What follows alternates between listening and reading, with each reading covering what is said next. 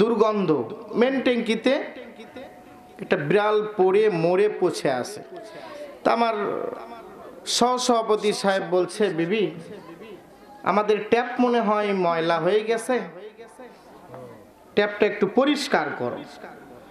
তা হ্যাঁ, স্বামীর কথা মোতাবেক এতে মতে ট্যাপ খুলেছে, ধুয়েছে, পরিষ্কার করে আবার লাগাইছে।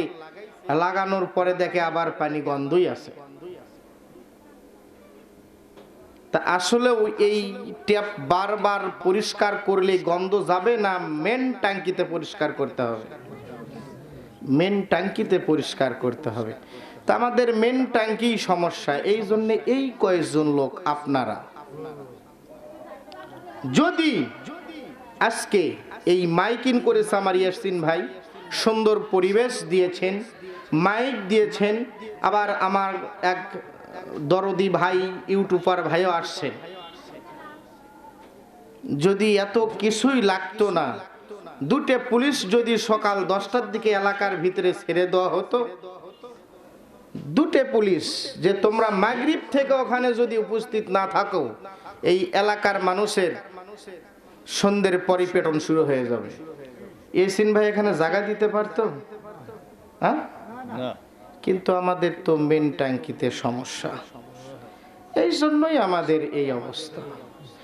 ইন্নাল হামদুলিল্লাহি নাহমাদুহু ওয়া নাস্তাঈনুহু ওয়া নাস্তাগফিরুহু ওয়া নু'মিনু বিহি ওয়া নাতাওয়াক্কালু আলাইহি ওয়া নাউযু বিল্লাহি মিন শুরুরি আনফুসিনা ওয়া মিন সাইয়্যাতি আ'মালিনা মান ইয়াহদিয়াল্লাহু ফালা মুদিল্লা লাহু ওয়া মান ইউদ্লিলহু ফালা হাদিয়া লাহু ওয়া নাশহাদু আল লা ইলাহা ইল্লাল্লাহু ওয়াহদাহু লা শারীকা লাহু ওয়া নাশহাদু আন্না সাইয়্যিদানা ওয়া সানাদানা ওয়া হাবিবানা ওয়া তাবিবানা ওয়া মাওলানা মুহাম্মাদান আবদুহু ওয়া রাসূলুহু আল্লাযী আরসালাহু বিল হাক্কি বাশীরাও ওয়া নাযীরা ওয়া দায়ান ইলাল্লাহি বিইذনিহি ওয়া সিরাজা ওয়া কমারাম মুনীরা ফাকাদ ক্বালা আল্লাহু তাআলা ফি কালামিহিল মাজিদ ওয়াল ফুরকানিহিল হামিদ। সবাই জবান ছেড়ে দিয়ে আমার সঙ্গে পড়বেন, আউযু বিল্লাহি মিনাশ শাইতানির রাজিম বিসমিল্লাহির রাহমানির রাহিম ওয়ালানাবলুওয়ান্নাকুম বিশাইয়্যিম মিনাল খাউফি ওয়াল জু'i ওয়া নাকসিম মিনাল আমওয়ালি ওয়াল আনফুসি ওয়াস সামারাত ওয়া বাশশিরিস সাবিরিন। আল কুরআন। عن أبي هريرة رضي الله تعالى عنه قال رسول الله صلى الله عليه وسلم ما بين بيتي يعني روضة ومنبري روضة من رياض الجنة رواه البخاري إن الله وملائكته يصلون على النبي يا أيها الذين آمنوا صلوا عليه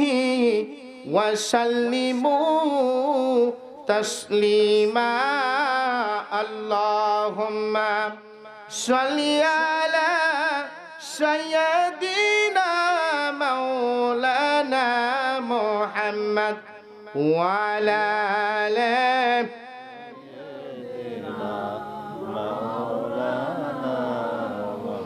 কোথায় রইলেন প্রাণের নবীজি আমাদের সারিয়া কোথায় রইলেন নূরের নবীজি আমাদের সারিয়া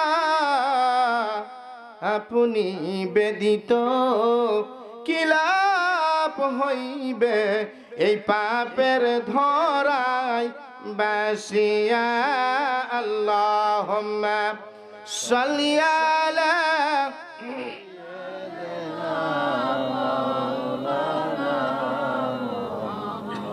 ওয়ালা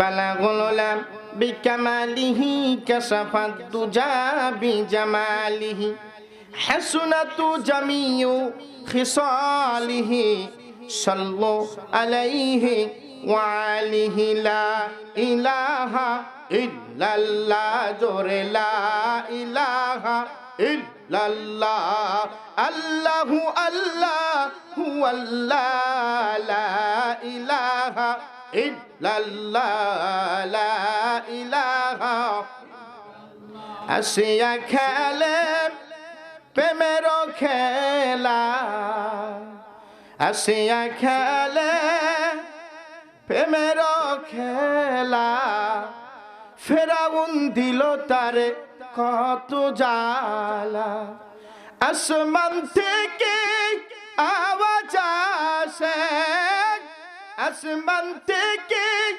আওয়াজ আসে খুলে দি তার দিল তালা লা ইলাহা ইল্লাল্লাহ লা ইলাহা লা ইলাহা ইল্লাল্লাহ মুহাম্মাদুর রাসূলুল্লাহ সাল্লাল্লাহু আলাইহি ওয়াসাল্লাম কোন একদিন এদেশের আকাশে কালিমার পতাকা উড়বে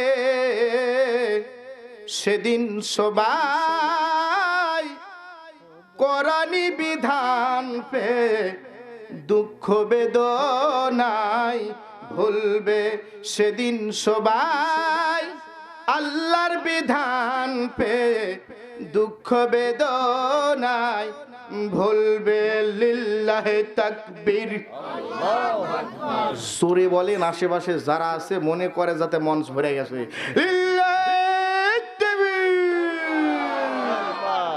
আলহামদুলিল্লাহ আজকের জলসার মধ্যমণি সম্মানিত সভাপতি সাহেব এবং আমার বাম পাশে বসা আমার শ্রদ্ধেয় বড় ভাই সহ সভাপতি সাহেব এবং এখানে যদিও ছোট্ট মাহফিল অনেক আলিম ওলামা এখানে এসেছে ওরাসাতুল আম্বিয়া নবীদের ওয়ারিস এবং আমার সামনে বসা ইসলাম প্রেমিক ইসলাম দরদি আমার বাপজানেরা পর্দার ভিতরে সম্মানিতা মা ও বোনেরা আপনারা সবাই কেমন আছেন শুকরিয়া জ্ঞাপন করছি আল্লাহ পাকের দরবারে যে আল্লাহ পাক দয়া করে বড় মেহেরবান করে আজকে মির রিয়াজিল জান্নাতের বাগানের ভিতরে বসার সুযোগ দিয়েছেন ওই রব্বুল আলামিনের দরবারে শুকরিয়া জ্ঞাপন করছি সবাই বলি আলহামদুলিল্লাহ আখির নবী তাজদারে মদিনা দুলালে আমিনা যে রাসূলকে সৃষ্টি না করলে পৃথিবীর কোনো কিছু সৃষ্টি হতো না সেই রাসূল তার প্রতি দরুদ পড়ছি সবাই পড়ি সাল্লাল্লাহু আলাইহি ওয়াসাল্লাম মাজাস মাহতারাম সম্মানিত উপস্থিতিবৃন্দু আমি যা ওয়াজ এনেছিলাম আপনাদের দেখে সব ওয়াজ ভুলে গেছি আমার এই বছরে এতগুলো মানুষ যদিও আমার বয়স কম, এত মানুষ আমার মোনাজাত, এই কয়েকজন হলে আমি মোনাজাত করি না। কিন্তু এই পৃথিবীর বুকে সবচাইতে শ্রেষ্ঠ জায়গা কোনটি বলেন তো? এই মির রিয়াজিল জান্নাহ। এটা কি? রাসূল বুখারী শরীফের ভিতরে স্পষ্ট বলেছেন, যেখানে কোরআন হাদিসের কথা হয় এটা হলো মির রিয়াজিল জান্নাহ, এটা হলো জান্নাতের বাগান। কিসের বাগান? আমি আপনাদেরকে মনে করতেছি ইয়াসিন ভাইকে দেখে হয়তোবা কিছু মানুষ, এলাকার কিছু মানুষ হিংসা মনে করতেছে। তা না হলে এই মাহফিলে আজকে মাদ্রাসা দিয়েছে, সেই মাহফিলে আজকে মানুষজন দিয়ে ভরে হলো মির রিয়াজিল জান্নাহ, এটা হলো জান্নাতের বাগান। তাহলে আজকে এলাকার মানুষ যারা না আসতে পারলো, তারা জান্নাতের বাগানের ভিতরে কি আছে? নাই।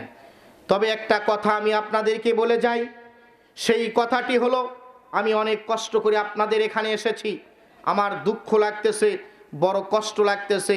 আপনারা ইয়াসিনের শত্রুতা নয়, আপনারা কোরআনুল কারীমের শত্রু। এই এলাকার মানুষকে আমি আমার উজ্জ্বল কণ্ঠে আমি বলবো, আপনারা হাফেজ ইয়াসিনের দুশমন নয়, আপনারা আল্লাহর দুশমন। কারো কোরআনুল কারীমের আপনারা দুশমন। একটা কথা আপনাদের মাঝে বলে যাই, রাসূল সাল্লাল্লাহু আলাইহি সাল্লাম বলেছেন, হাসরের ময়দানে ৭৩টি দল হবে। কয়টি কাতার হবে? একটি কাতার জান্নাতি। আমি আপনাদেরকে বলতে চাই, এই এলাকায় যদি ৭৩ জন মানুষ থাকে, এখানে একজন আসবেন, আর ৭২ জন এখানে উপস্থিত হতে পারবে না, পারবে না, পারবে না। ওদেরকে আল্লাহ কবুল করে নাই। আমার ভাইরা, আমার বন্ধুগণ, রব্বুল আলামিন এমন একটি কিতাব নাজিল করেছেন, যেই কিতাবুল্লাহর ভিতরে সন্দেহে তো দুরুস্থান, সন্দেহের অবকাশ পর্যন্ত রাখে না। সবাই আমার সঙ্গে জবান খুলে বলুন, আউযু বিল্লাহি মিনাশ শাইতানির রাজিম, বিসমিল্লাহির রাহমানির রাহিম। খুশি কে বেজার কে হলো এখন বলেন? শয়তান বেজার হয়ে গেল, খুশি হলো কে? আল্লাহ। আমার এখানে যত আলেম ভাই আসছেন, আমার এখানে যত আলেম ভাই এসেছেন, আমি আপনাদের করজোর অনুরোধ করে বলবো, আপনারা খাওয়া দাওয়া শেষ করে আমার মঞ্চে অবশ্যই আসবেন। আমাকে অন্তত পক্ষে আপনারা কিছু সাহস দেন যে হুজুর ওয়াজ করেন কিছুক্ষণ। আমি এই এলাকার এবং আমার এখানে যারা আলেম ওলামা আমার ভাইয়েরা উপস্থিত হয়েছেন, অবশ্যই আপনাদের জরুরত ছেড়ে আমার কাছে ইনশাল্লাহ সবাই আসবেন, একজন ঘরের ভিতরে থাকবেন না ইনশাল্লাহ। তাহলে বেজার হলো কে? শয়তান। খুশি কে? আল্লাহ। তাহলে আমরা জবান ছেড়ে আবার পড়তে পারি না? আউযু বিল্লাহি মিনাশ শাইতানির রাজিম, বিসমিল্লাহির রাহমানির রাহিম। যালিকাল কিতাবু লা রাইবা ফীহি হুদাল লিল মুত্তাকিন।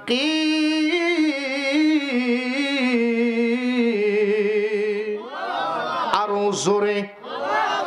আমার ভাইরা, আমার বন্ধুগণ, রব্বে কারীম আল্লাহ এই পবিত্র কালামুল্লাহর ভিতরে ২ নাম্বার সূরা, ১ নাম্বার পারা, ২ নাম্বার আয়াতের ভিতরে রব্বে কারীম আল্লাহ ঘোষণা করে জানায়া দিলেন, এমন একটি কিতাব, যে কিতাবের ভিতরে সন্দেহিত দুরুস্থান, এই কিতাবের ভিতরে আমি আল্লাহ সন্দেহের অবকাশ পর্যন্ত রাখি না। এমন একটি কিতাব, যেই কিতাবের ভিতরে সন্দেহ তো দুরস্থান, এই কিতাবের ভিতরে সন্দেহের অবকাশ পর্যন্ত আমি আল্লাহ রাখি নাই। যেই কিতাবটি আল্লাহর কোনো বান্দা যদি হাত দিয়ে ধরে, ওই বান্দার আমুলনামায় 10-10টি করে আমার আল্লাহ নেকি লিখতে থাকে। যেই কিতাবের আলোচনা যদি সামনের শ্রোতারা শ্রবণ করতে থাকে, আল্লাহ রাব্বুল আলামিন বলেন যতক্ষণ পর্যন্ত ওরা শুনবে, আমি আল্লাহ পাক ঘোষণা করে দিলাম, আমি আল্লাহ পাক ওয়ার্ডার করে দিলাম, ফেরেশতারা ওদেরকে নিষ্পাপ অবস্থায় বসিয়ে রাখো, আর যতক্ষণ পর্যন্ত কোরআন হাদিসের আলোচনা ওরা শুনতে থাকি, ততক্ষণ পর্যন্ত ওদের আমলনামায় 10-10 করে নেকি লিখতে থাকো। তাহলে এমন একটি ময়দানে আমরা বসতে পেরেছি এবং এমন একটি মাদ্রাসা খুলেছে, যেই মাদ্রাসাতে কোরআনুল কারীম সবক দেওয়া হবে। যেই রকমভাবে আজকে 10 জন ছোট্ট ছোট্ট মহিলাকে, ছোট্ট ছোট্ট আমার মা মুনিদেরকে কোরআনুল কারীমের সবক দেওয়া হবে, এবং একজন হাফেজা, এই ছোট্ট, আপনারা হয়তোবা ছোট্ট একটি ঘরের ভিতরে দেখতেছেন, কোনো না কোনো একদিন আল্লাহ কবুল করলে এই প্রতিষ্ঠান ঘরের ভিতরে থাকবে না, ঠিক না ব্যাঠি? কোনো একদিন ঘরের ভিতরে থাকবে না। এই ছোট্ট মাদ্রাসা থেকে আজকে একজন এখানে হাফেজা হয়েছেন। তাহলে সুন্দর একটি বাগান আমার ইয়াসিন ভাই লাগাইছেন, অথচ আজকে আপনাদের সহযোগিতা করার কথা ছিল, এখানে আসার কথা ছিল, এই মাহফিলে বসে এই এলাকার মানুষের ধন্য করে করার কথা ছিল। তা না করিয়া আপনারা আশেপাশে বসিয়ে থাকলেন, ঘরের ভিতরে থাকেন। আল্লাহর কসম করে বলি, আমি একজন মুসাফির মানুষ, আমি আপনাদেরকে হাসরের ময়দানে আল্লাহর কাছে আমি নালিশ করব। আল্লাহ মির্জাজিল জান্নাহ ইয়াসিন নামক একজন আল্লাহর প্রেরিত বান্দা, একজন হাফেজ ইয়াসিন একজন এখানে সুন্দর একটি বাগান করেছিল, সেই বাগানে ওরা বসে নাই। আল্লাহ রাব্বুল আলামিনের কাছে আমি সেই দিন ওদেরকে দায়ী করব। আমার ভাইরা, আমার আপনার নবী, আখিরি নবী মুহাম্মাদুর রাসূলুল্লাহ সাল্লাল্লাহু আলাইহি ওয়াসাল্লাম যখন মসজিদের নববীর বেড়াটা ছিল খাজুরের পাতার, আর খুঁটিগুলো ছিল খাজুরের গাছ চিরে চিরে সেখানে দেওয়া হয়েছিল, এমনকি পুরো গাছটাই খুঁটি হিসেবে নির্মাণ করা হয়েছিল।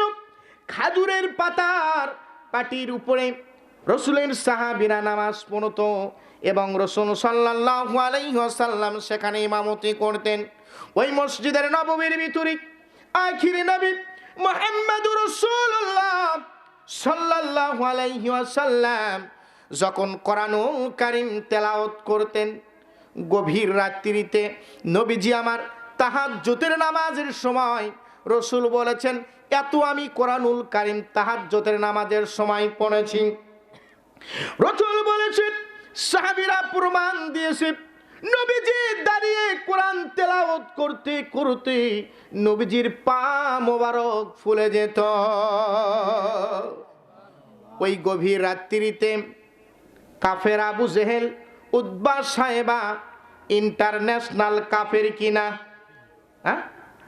ইন্টারন্যাশনাল কাফের, যে আবু জেহেলের বাড়িতে হাজিরা এখন প্রসাব করে, পায়খানা করে, এই আবু জেহেল, উতবা, সাইবা, এরা আমার আপনার নবীর আখিরি নবীর, এরা গভীর রাত্রিতে নবীজি আমার যখন কোরআন তেলাওয়াত করত, ওই সময় গভীর রাত্রিতে চাদর মুড়ি দিয়ে এরা আমার নবীজির কোরআন শোনার জন্য ওই মসজিদের নববীর বেড়ার দিয়ে কান বাজা দিয়ে নবীজির তেলাওয়াত শুনতেন।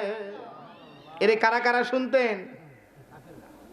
কাফেররা, যেই সেই কাফের, অঙ্কার নেতা আবু জেহেল, উতবা সাহেবার মতো নেতা পৃথিবীর বুকে কিয়ামত পর্যন্ত জীবনে আর কোনোদিন জন্মিবে না। আবু জেহেলের ব্রেন কেমন ছিল জানেন? কোন মানুষের পায়ের যদি ছাপ দেখতো, ও বলে দিত এটা অমুক গোত্রের লোক এই দিক দিয়ে গেছে। কেমন ব্রেনই ছিল! পৃথিবীর কোন এইরকম নেতা জন্ম হবে না কিয়ামত পর্যন্ত। তাহলে তারা কিন্তু কোরআন বুঝতো, ঠিক না ঠিক? উতবা সাহেবা আবু জেহেলের রাতের বেলা চুপি চুপি করে নবীজির আমার কোরআন শোনার জন্য আসতো। রাতের বেলা এরা আবার যখন ফজরের আজান হবে বাপ, এই সময় এরা বিদায় হয়ে চলে যাচ্ছিল। এরকম শুনতে শুনতে একদিন ওদের কাফিরদের ভিতরে এক জায়গায় দেখা হয়ে যায়। সেই দিন একটু বেশি করে শুনেছে। এক জায়গায় যখন দেখা হয়ে গেল, আবু জেহেল বলল, তোমরা এখানে কেন এসেছিলে? বলে, মুহাম্মদ সাল্লাল্লাহু আলাইহি ওয়াসাল্লাম কি যেন তেলাওয়াত করে, ওটা ও পড়ে না, মনে হয় স্বয়ং আল্লাহ ওকে পড়াইতেছে। তা না হলে এত সুন্দর কবিতা কেমনে বানাই? আমাদের তো ক্ষমতা নাই, আমরা একটা আয়াত বানাইতে পারবো। এত সুন্দর তেলাওয়াত করে, কিভাবে তেলাওয়াত করতে পারে? এত মজা লাগে, সারাটা রাত্রি পোহায়া যায়, ফজরের রক্ত হয়ে যায়, তবুও আমাদের শুনতে মন চায়। কিন্তু আমরা নেতা যদি এরকম ভাবে কুরআনুল কারীম শুনতে থাকি, তাহলে আমাদের কর্মীরা কি অবস্থা করবে? নেতাদের 2 নম্বরে গিয়ে যদি কর্মীরা দেখে, অবস্থা ভালো হবে না খারাপ হবে? আমার ভাইরা, আমার বন্ধুগণ, সম্মানিতা মা ও বোনেরা, এবার এরকম করে তাদের ভিতরে যখন দেখা হয়ে গেল, তারা বলল, আমরা আর কোনোদিন মুহাম্মদ সাল্লাল্লাহু আলাইহি ওয়াসাল্লাম ওর কোরআন শোনার জন্য আসব না। ওদের ভিতরে একটা কল মিটিং করলো, আমরা আর কোনোদিন এখানে আসবো না। আমাদের কর্মীরা যদি জানে, আমাদের তো গম্বুর ফাঁস হয়ে যাবে। আমার ভাইরা, আমার বন্ধুগণ, পরের রাত্রি যখন হয়েছে, আবু জেহেল মনে করতেছে, উতবা সাহেবা এরা তো মুহাম্মাদের কোরআন শোনার জন্য যাবে না, আমি একাই একটু লুকিয়ে লুকিয়ে শুনে আসবো। উতবা মনে করে, সাহেবা যাবে না, আবু জেহেলও যাবে না, আমি শুনবো। সাহেবা চিন্তা করে, ওরা তো কেউ যাবে না, আমি একাই চুপি চুপি শুনে আসি। আবার সবাই এক জায়গায় নবীর কোরআন শোনার জন্য এসেছে, বলুন সুবহানাল্লাহ। আবার প্রথমত দেখা হয়ে গেছে। এবার তারা জরুরি একটা মিটিং করলো, আগামী কাল থেকে আমরা আর মুহাম্মদ সাল্লাল্লাহু আলাইহি ওয়াসাল্লাম ওর তেলাওয়াত শুনতে আসব না। আমি এখন আপনাদের কি বলতে চাই, এই এলাকার মানুষ ওদের চাইতে নিকৃষ্ট।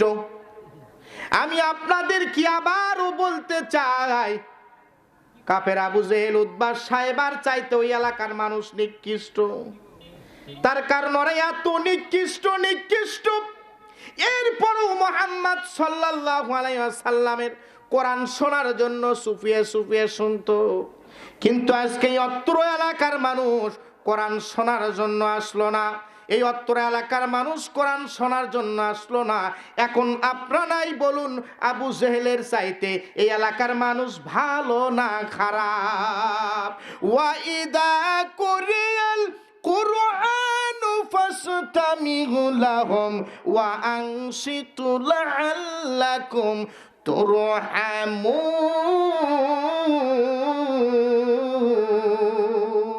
হয় না? আরো জোরে।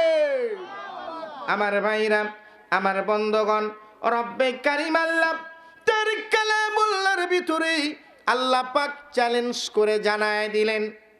আমি যখন রাজশাহী বিশ্ববিদ্যালয় এই আয়াতের তাফসীর করতেছিলাম, 1 নয় 2 নয়, আমার আল্লাহ তার বান্দাগুলোকে উপেক্ষা করে আল্লাহ পাক 5টি উপকার আল্লাহ তার বান্দাগুলোকে দিয়েছেন।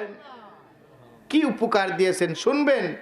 এখানে আসার পরে আপনারা লস করেছেন না লাভবান হয়েছেন, এই কথাটাও আমি এই আয়াতের মাধ্যমে বলবো।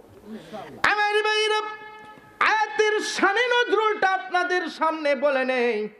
আল্লাহ পাক বললেন, ওয়া ইযাম কুরিয়াল কুরআনু ফাসতামিউ লাহুম ওয়া আনসিতু লাআল্লাকুম তুরহামুন। আল্লাহ পাক বললেন ওয়া আনসিতু লাআল্লাকুম তুরহামুন। আমার বান্দাগুলো এই কোরআন হাদিসের কথাগুলো কোন কারি সাহেবের মুখ থেকে, কোন মাওলানা সাহেবের মুখ থেকে, কোন বক্তার মুখ থেকে ওয়া আনসিতু লাআল্লাকুম তুরহামুন মনোযোগ সহকারে শুনবে। কি সহকারে? মনোযোগ সহকারে শুনতে হবে। আগামী কাল যদি কেউ জিজ্ঞাসা করে অল্প বয়সের বক্তা রাজশাহী থেকে এসেছিল, কি শুনেছো একটু বলো। মনোযোগ দিয়ে শুনলে আপনারা কিছু বলতে পারবেন কিনা? অবশ্যই পারবেন। আল্লাহ পাক বললেন মনোযোগ সহকারে শোনো। হুজুর ঠিক আছে, মনোযোগ সহকারে শুনলাম, লাভ কি হবে? আল্লাহ রাব্বুল আলামিন বলেছেন তোমাদেরকে আমি লাভবান করব, লাভবান করব। এক নাম্বার, জীবনে কোনো মানুষ কোনোদিন মসজিদে যায় নাই। আল্লাহর এমন নিকৃষ্ট একজন বান্দা পাপ করেছে ব্যাপক পরিমাণ। এলাকার ভিতরে, এমনকি এলাকার ভিতরে আমরা মনে করতে থাকি এই মানুষটি বড় পাপী, আমরা মাটিও পর্যন্ত দিতে যাব না। রব্বে কারিম আল্লাহ বলেন এই রকম কোরআনের মাহফিল, এই রকম কোরআনের মজলিসে যারা এসে বসে পড়বে, কি করবে? বসে পড়বে। আর আনসিতু লাআল্লাকুম তুরহামুন মনোযোগ সহকারে শুনবে। আর মনোযোগ সহকারে শোনার পর এই মানুষটা হেদায়েত প্রাপ্ত ছিল না, কিন্তু মাহফিলে আসার পর মানুষটা হেদায়েত প্রাপ্ত হয়ে গিয়েছে। হেদায়েত প্রাপ্ত হওয়ার কারণে রব্বি কারীম আল্লাহ ডাক দিয়ে বলেন আমি ঘোষণা করে দিলাম আমার ওই বান্দাকে আমি জাহান্নামে ঢুকায়া দিব। কিন্তু আমার ওই বান্দাটা কোরআন হাদিস শোনার জন্য কোরআনের মাজলিসে বসেছে। আর কোরআনের মাজলিসে বসার কারণে রব্বে কারীম আল্লাহ বলেন আমি ওয়াদা করেছি ওই মানুষটির সমস্ত গুনাহগুলো মাফ করে দিয়ে, মানুষটি হেদায়েত প্রাপ্ত ছিল না, একজন আলিম বক্তার মুখ থেকে কোরআন হাদিসের আলোচনা শোনার পর ওই মানুষটি হেদায়েত প্রাপ্ত হওয়ার কারণে রব্বে কারীম আল্লাহ ডাক দিয়ে বলেন আমি রব্বুল আলামিন পেছনের যাবতীয় গুনাহগুলো মাফ করে দিয়ে রব্বুল আলামিন বলেন আমি আল্লাহ পাক ওকে জান্নাতি বানাই দেই। আরো হয় নাই, আরো জোরে। আমার ভাইরা, দুই নাম্বার আমার আল্লাহ লাভবান করে দিবে। রব্বে কারীম আল্লাহ বলেন সংসারের ভিতরে অভাব অনাটন হয় কি হয় না? সংসারের ভিতরে অভাব অনাটন থাকে।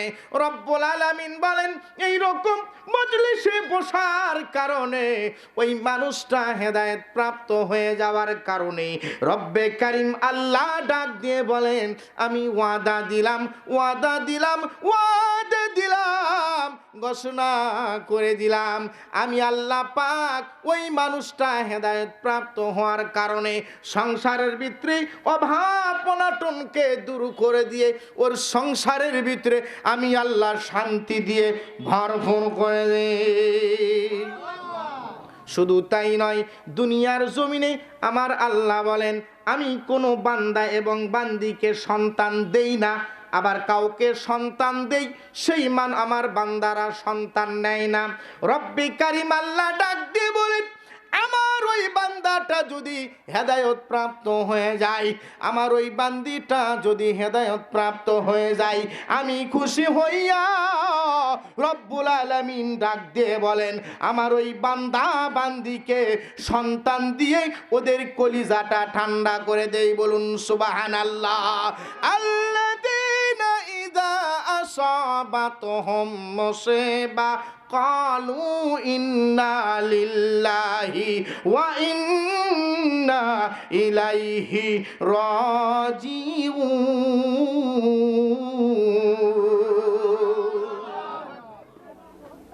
অবশ্যই অবশ্যই আমার আল্লাহ বলেন যেই মানুষটা মনে করবে আল্লাহ রাব্বুল আলামিন আমাকে যেখান থেকে পাঠাইছেন আবার সেখানেই নিয়ে নেবেন, এই কথাটা মনে করে হেদায়েত প্রাপ্ত হয়ে যাবে।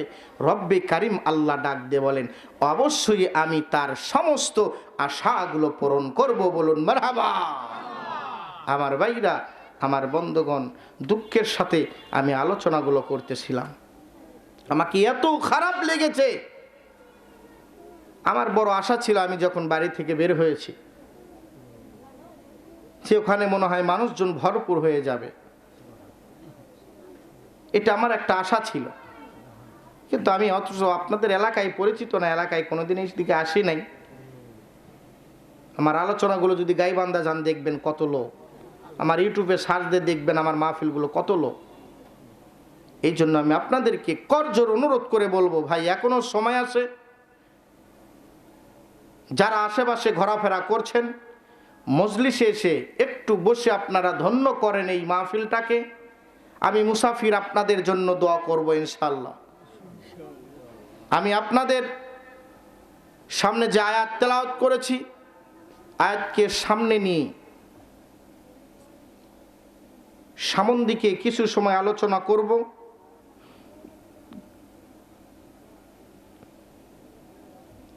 প্রায় 9টা 40 বাজে, আর মানুষ মনে হয় আসবে না, এই পর্যন্তই শেষ। আমার ভাইরা, আমার বন্ধুগণ, আমার আপনার নবী, আখিরি নবী মুহাম্মদুর রাসূলুল্লাহ সাল্লাল্লাহু আলাইহি ওয়াসাল্লাম মসজিদের নববীতে উঠলেন। উঠে পবিত্র জুমার দিন মেহরাবে উঠে খুতবা দিলেন। আমার কথাগুলো একটু মনোযোগ সহকারে শুনবেন। আমি মনে করি নতুন নিত্য কিছু আলোচনা আপনাদেরকে অবশ্যই উপহার দেব ইনশাআল্লাহ। কিছু তথ্য আপনাদেরকে দিয়ে যাব। রাসূল আমার পবিত্র জুমার দিন মেহরাবে উঠলেন খুতবা দেওয়ার জন্য। খুতবার ভিতরে বললেন, এই পৃথিবীর যাবতিক সম্পদ আল্লাহ যাকে দিতে চেয়েছিলেন, সেই যাবতিক সম্পদ না নিয়ে আল্লাহর সঙ্গে দিদারে চলে যেতে চান। এই কথাটা কোনো সাহাবী বুঝলেন না, একমাত্র আবু বকর সিদ্দিক জ্ঞান বৃদ্ধ লোক, উনি রসুলের কথাটা বুঝলেন। যে এই কথা তো নবীজি আমাদের আলোচনার মাধ্যমে বলেছিল যে যাবতিক সম্পদ আল্লাহ রসুলকে দিতে চেয়েছিলেন, কিন্তু সে তো নেয় নাই। আল্লাহর সঙ্গে দিদার করতে চায়, তার মানে কি আমরা নবী থেকে ইতিম হয়ে যাব। নবীজির কিসমতে আমাদের সালাত আর কোনোদিন পড়তে পারবো না, নামাজ আর কোনোদিন পড়তে পারবো না। এই জন্য আবু বকর সিদ্দিক রাদিয়াল্লাহু তাআলা আনহু তিনি মসজিদের উত্তর পাশে প্রথম কাতারে দেওয়ালের সাথে হেলান দিয়ে শুধু কান্না করতেছেন আর কান্না করতেছেন। সাহাবীরা বললেন, ভাই আবু বকর, রসুল কার না কার কথা বলেছেন, আপনি এত কান্না করার কি আছে, এত কান্না কেন করেন? হাদিসের বর্ণনায় আসছে, বুখারী শরীফের সরার ভিতরে আসছে, আবু বকর এত কাদা কেঁদেছেন, ঘাটটা এরকম ডান দিকে, ঘাটটা সোজা পর্যন্ত করতে পারেন না।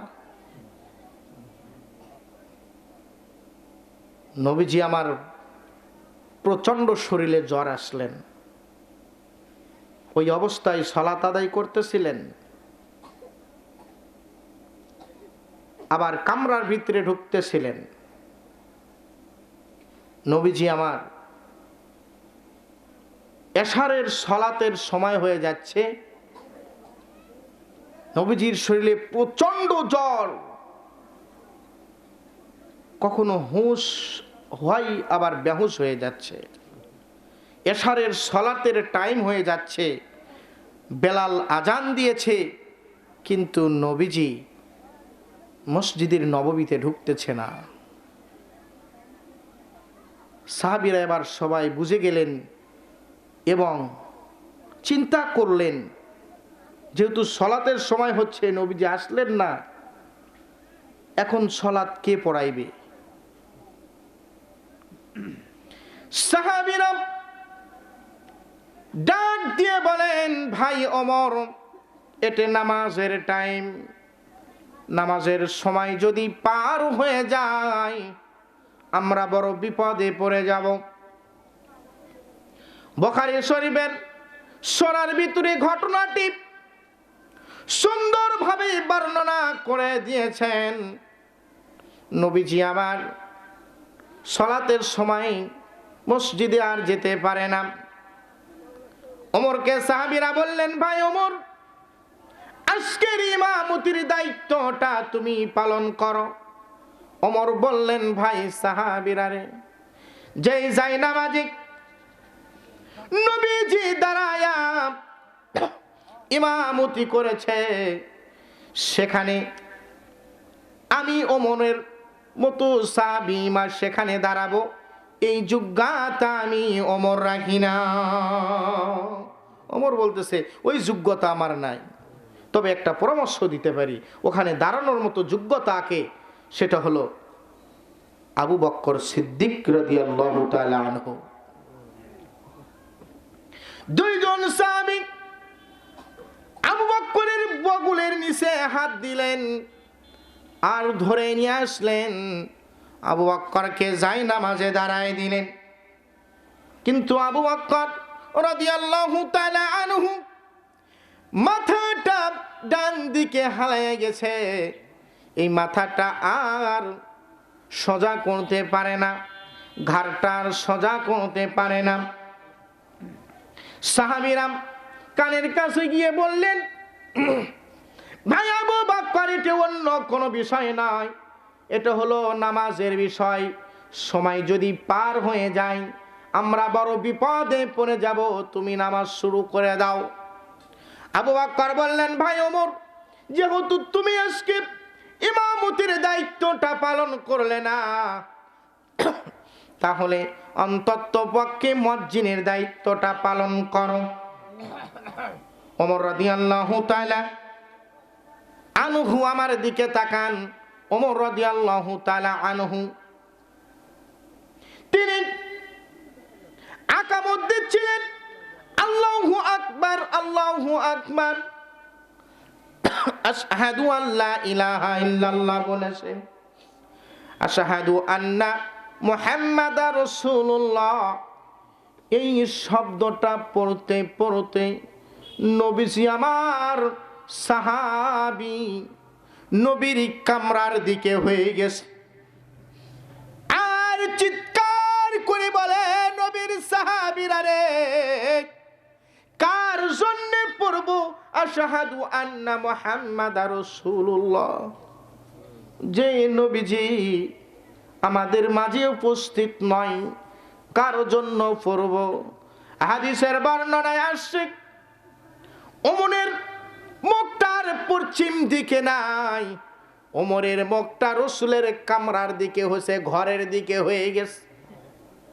সাহাবীরা ঢলে কান্না শুরু করে দিয়েছে।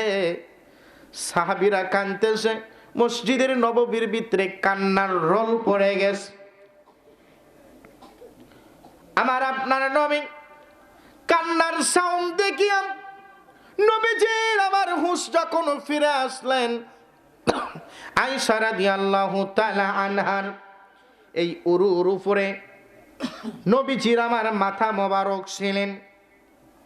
নবীজি আয়েশাকে বললেন, আয়েশা রে, মসজিদের নববীর ভিতরে এত কান্নার সাউন্ড কেন হয়? একটু জানালা খুলে তুমি দেখো না। নবীজি আমার কত ধনাঢ্য ব্যক্তি ছিলেন, আল্লাহ বলেছিলেন, হাবিব তুমি কি অর্থ চাও, তুমি কি টাকা চাও, তুমি কি পয়সা চাও? হাবিব রে হাবিব, তুমি বলো, উহুদ পাহাড়টার স্বর্ণের আমি পরিণত করে দিব, আর এই স্বর্ণর পরিণত করে দিয়েই ক্ষান্ত হব না, এই উহুদ পাহাড়ের স্বর্ণ তোমার সাথে সাথে ঘুরবে। হাবিব তুমি আমাকে বলো।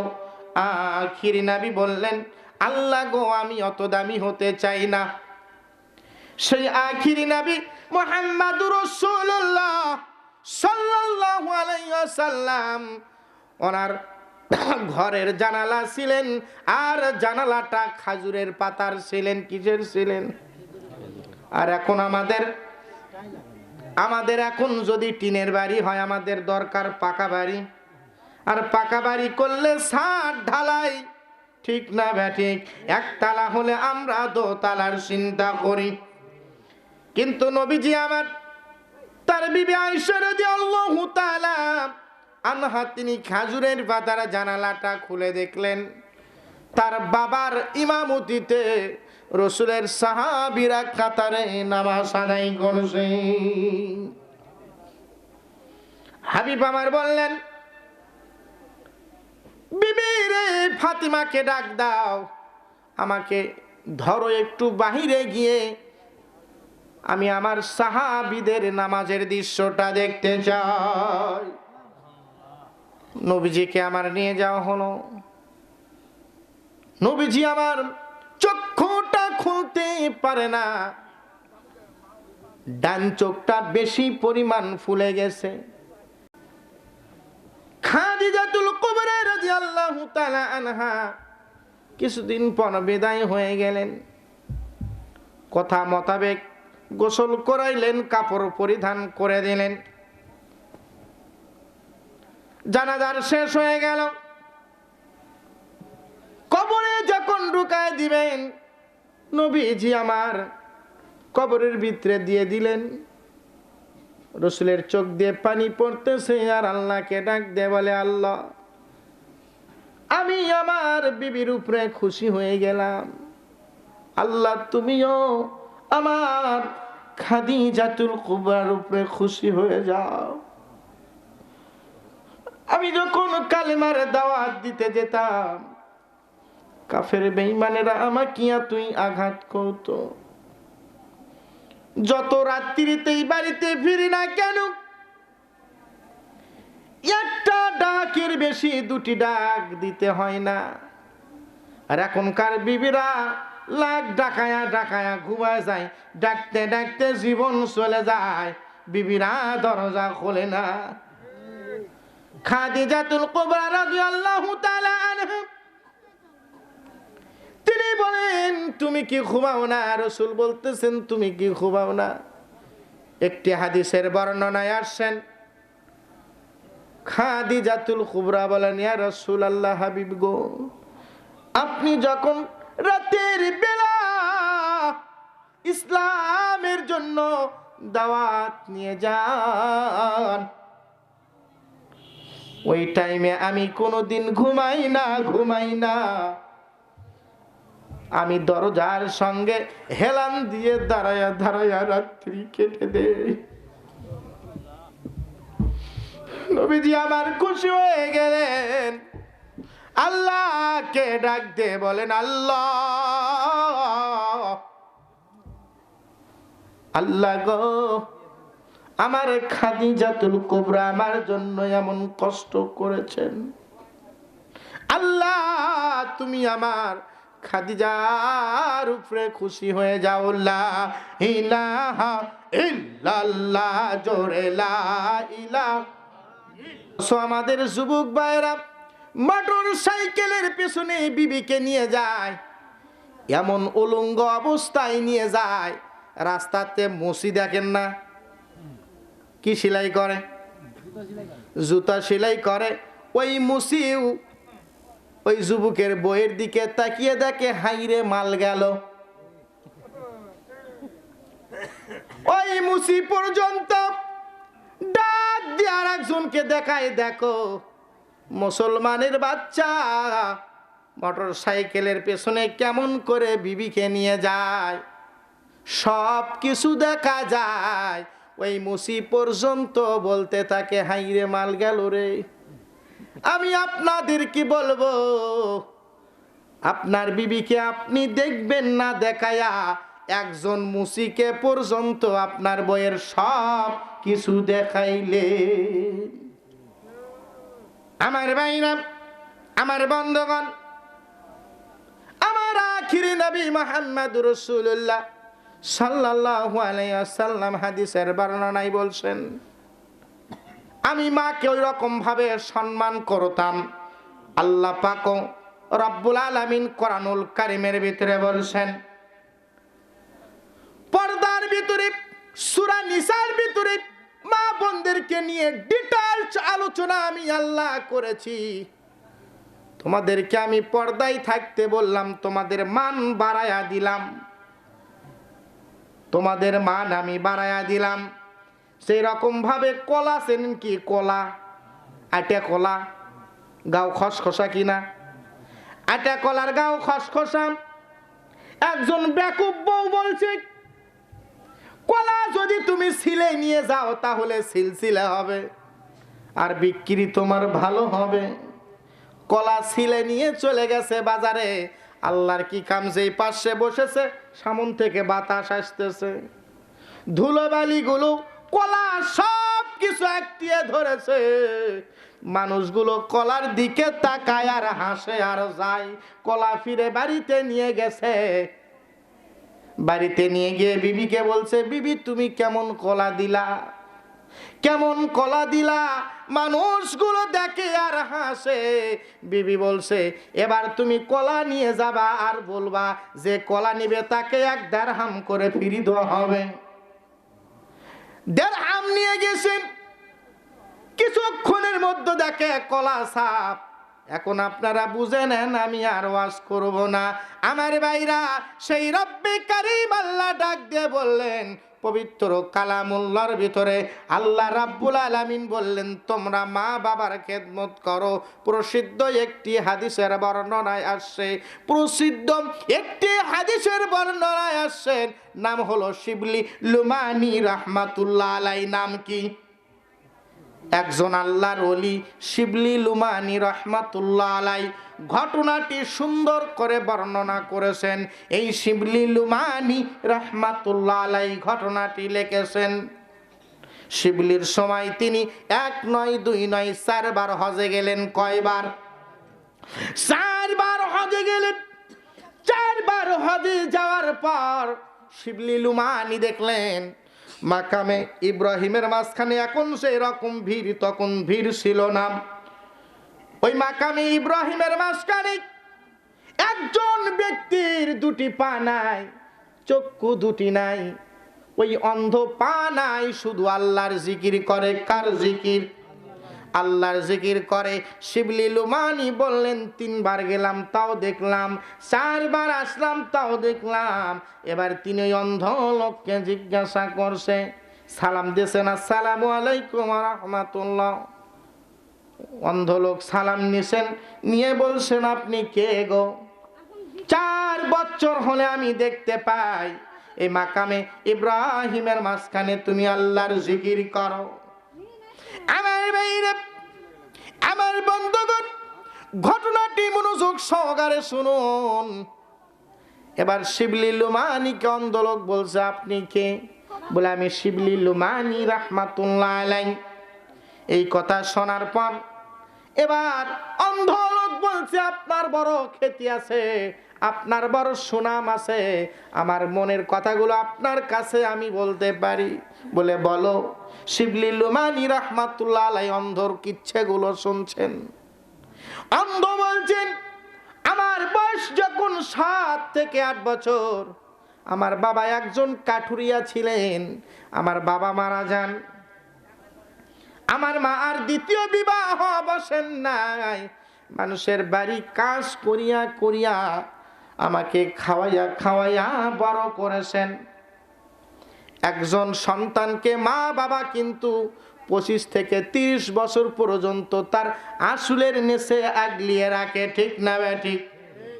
কারণ লেখাপড়া শেষ করাইছেন, ডিগ্রি পাস করাইছেন, মাস্টার্স করাইছেন। এবার চিন্তা ভাবনা, রাতে বারবার মা বাবাকে বলে, স্বামী গো, সন্তানের লেখাপড়া প্রায় শেষের দিকে হয়ে গেল, একটা চাকরি দাও, না হয় একটা ব্যবসা ধরিয়ে দাও, আমার সন্তানের তো বিবাহ শাদী করতে হবে। কিন্তু আপনাদের এলাকায় কি জানি না, তবে আমাদের এলাকার দিকে আমি দেখতে পাই, বিবাহর আগে সন্তান মায়ের, বিবাহ হয়ে গেলে ওই সন্তান শ্বশুর শাশুড়ি হয়ে যায়। আমার ভাইরা, আমার বন্ধুগণ, এবার এই সন্তান বলে, আমি আস্তে আস্তে বড় হয়ে গেলাম। আমি যখন বড় হয়ে গেলাম, এমত সময় আমি নিজেও কাঠ কাটা শুরু করলাম। কাঠ কাটা শুরু করলাম, আমি বিক্রি করা শুরু করলাম। মা আর সন্তান মিলে আমরা ভালোই চলতেছিলাম, কিন্তু মা আমাকে বারবার বলে, বাবারে তুই কি বিবাহ শাদী করবি না? তুই কি বিবাহ শাদী করবি না? এই কথা যখন বলতেছেন বারবার বলার কারণে এবার সন্তানকে বিবাহ দিয়ে দেয়। বিবাহ যখন দিয়ে দিলেন, 1 মাস চলে ভালোই যায়, 2 মাস চলে ভালোই যায়, 5 মাস চলে ভালোই যায়। 6 মাসে যখন পড়েছে, 6 মাসে পড়ার সঙ্গে সঙ্গে একটু গ্যামজাম শুরু হয়ে গেছে। মার সঙ্গে বিবির আর বনে না, হয় না এরকম? ও আমার মা বোনের একটু ভালো করে শুনুন, গ্যামজাম যখন শুরু হয়ে যায়, সম্পূর্ণ কথাগুলো বিবি যখন কাঠ বিক্রি করে, স্বামী যখন কাঠ বিক্রি করে আসে, বিবি সব কিছু বলিয়ে দেয় খুঁটে খুঁটে। মাকে থেকে আর শোনে না। মাকে থেকে কিন্তু অনেক সন্তান শুনে না, বিদেশ থাকে। বিবি সারাটা সময় বলে তোমার ভাই থেকে জুদা হতে হবে, মা বাবা থেকে দূরে থাকতে হবে, তোমার সব টাকা নাতে শেষ করে দিবে। কানের গরু সব সময় যদি ঘ্যান ঘেরায়, ভালো মানুষ পর্যন্ত খারাপ হয়ে যায়। আমার বাইরে এরকম ভাবে সদা সর্বদা বলতে থাকে। একদিন ক্ষুধার্ত অবস্থা বিবিকে বলেছে, বিবি একটু ভাত পাঠায়া দিবা। আমি কাঠ কাটতে গেলাম। ক্ষুধার্ত অবস্থা পুরুষ মানুষ সারাটা দিন কাঠ কেটেছে, বাজারে বিক্রি করে বাড়িতে চলে আসছে। শিবলী লুমানিকে বলে, আমি যখন বাড়িতে আসলাম, আমার ঘ্যান ঘেনি আর সহ্য হয় না। আমার বিবিকে আমি বললাম, বিবি আমার উপরে এমন জোরে চোট মেরেছে, রাগটা আমি আর কন্ট্রোল করতে পারি নাই। আমি বললাম, মা কথাই বলে তোমার মা আগুন তাপায়, এখন যে শীত নেমে গেছে। সন্তান দৌড়ে গিয়ে তার ডান পা দিয়ে এমন জোরে মাকে একটা লাথি মেরেছে। মা আগুনের ভিতরে পড়ে গেছে, আগুনের ভিতরে পড়ে গেছে। কিছুক্ষণ পর সন্তানের সেন্স ফিরে আসছে। আমি কি করলাম?